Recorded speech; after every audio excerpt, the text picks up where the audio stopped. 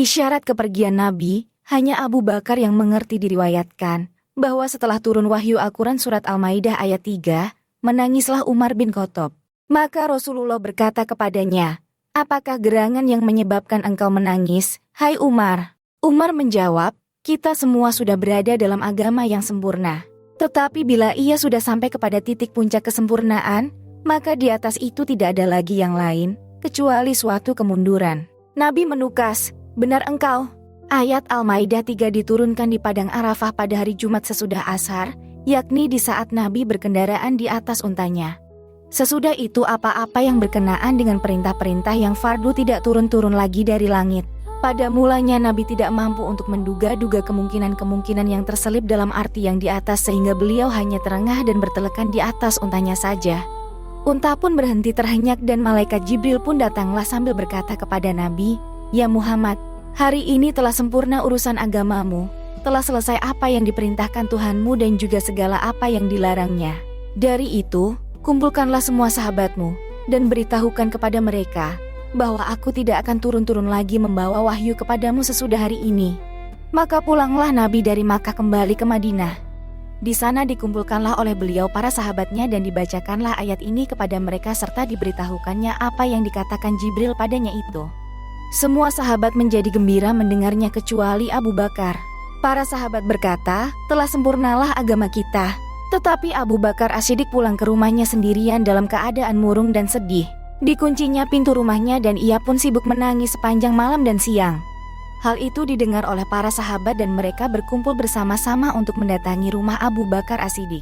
"Kenapa kerjamu menangis saja, hai Abu Bakar, di saat orang lain semua bersukaria? Bukankah Tuhan telah menyempurnakan agama kita?" tanya para sahabat. Abu Bakar Siddiq menjawab, "Kamu semua tidak tahu bencana-bencana apakah kelak yang akan terjadi menimpa kita semua. Apakah kamu tidak mengerti bahwa tidak ada sesuatu apabila ia telah sampai kepada titik kesempurnaan, melainkan itu berarti permulaan kemerosotannya.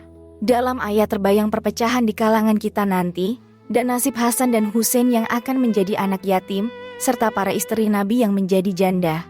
Mendengar itu terpekiklah para sahabat dan dalam suasana penuh keharuan mereka menangislah semuanya, dan terdengarlah ratap tangis yang sayu dari rumah Abu Bakar itu oleh para tetangga yang lain. Mereka datang langsung kepada Nabi Muhammad sendiri sambil menanyakan kepada beliau tentang hakikat kejadian yang sebenarnya.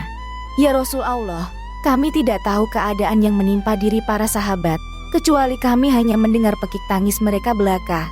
Mendengar itu berubahlah wajah Rasulullah dan ia pun bertanya, "Apakah yang kalian tangiskan?"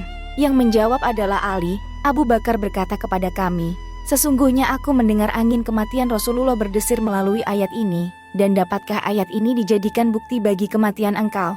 Nabi menjawab, "Benarlah Abu Bakar dalam segala apa yang dikatakannya itu.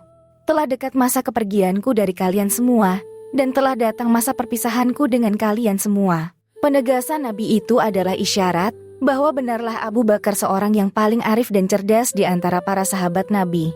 Dan ketika Abu Bakar mendengar ucapan Nabi itu, ia pun berteriak dan lantas jatuh pingsan. Ali menjadi gemetar, para sahabat menjadi gelisah, mereka semua ketakutan dan menangis menjadi-jadi. Begitu juga para malaikat di langit, makhluk-makhluk yang melata di bumi. Kemudian Nabi bersalam berjabat tangan dengan satu demi satu para sahabat mengucapkan perpisahan dan beliau pun menangislah sambil memberikan amanah nasihat kepada mereka semua.